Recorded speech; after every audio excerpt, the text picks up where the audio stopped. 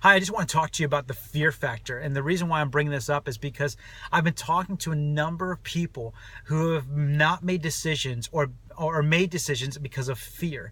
And they're afraid of the unknown. They're afraid of what people might say. They're afraid of what could happen if they make this decision. And it's amazing how much fear actually limits us and restricts us from actually accessing all that God has for us.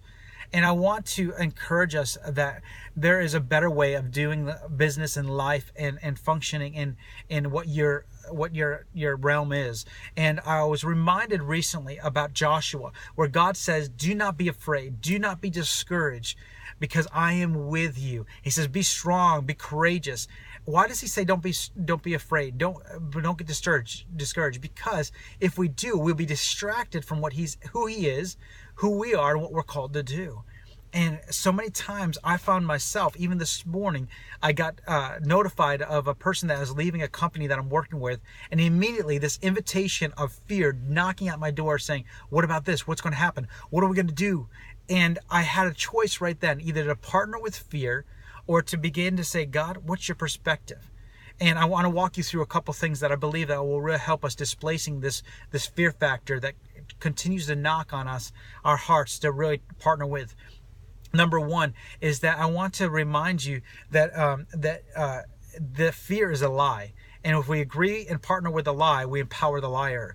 And so we need to recognize what the lie is. We're afraid of man, fear of man, fear of what people think, fear of failure, fear of the unknown. Whatever it is, identify that lie and break agreements with the lie. Nail it to the cross and ask the Holy Spirit, what truth do you want to give me in replace of this lie? What's your truth over this lie? Number two, it says perfect love casts out all fear. And so the way we encounter perfect love is, for me at least, is through worship. And so I will stop and I'll just become aware of his presence. I just put my affection on the Lord. I begin to worship him. And as I do, I begin to realize, oh, there you are. You're with me. And as I do that, I recognize that as he's with me, his love is there and it replaces that fear. And then out of that place, I begin to ask the Holy Spirit, what is your perspective on this situation?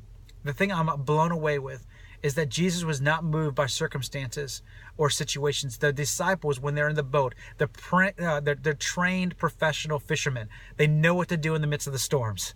And yet they're freaked out because of the storm, because they thought they're going to die. Yet Jesus was not moved by the storm. He was at complete peace because he was aware of his Father. He was aware of who he was. He was functioning out of this place of peace and presence. And out of that, he began to release what he had inside of him. And he was able to take authority over the situation. And so that's what I want to invite us into, is that we don't allow fear to distract or determine how we live or answer or don't answer or do. But we allow us to respond out of hearing God's perspective, heaven's perspective of the situation. So I encourage you to stop today, become aware of the presence, get rid of that lie, and begin to ask the Holy Spirit, what's your perspective of the situation? What do you say? What are you thinking? You already knew this from the beginning, from the end. You already knew this was going to happen. So how do I function? What's the battle plan for this situation? Have a great day and get rid of this fear factor.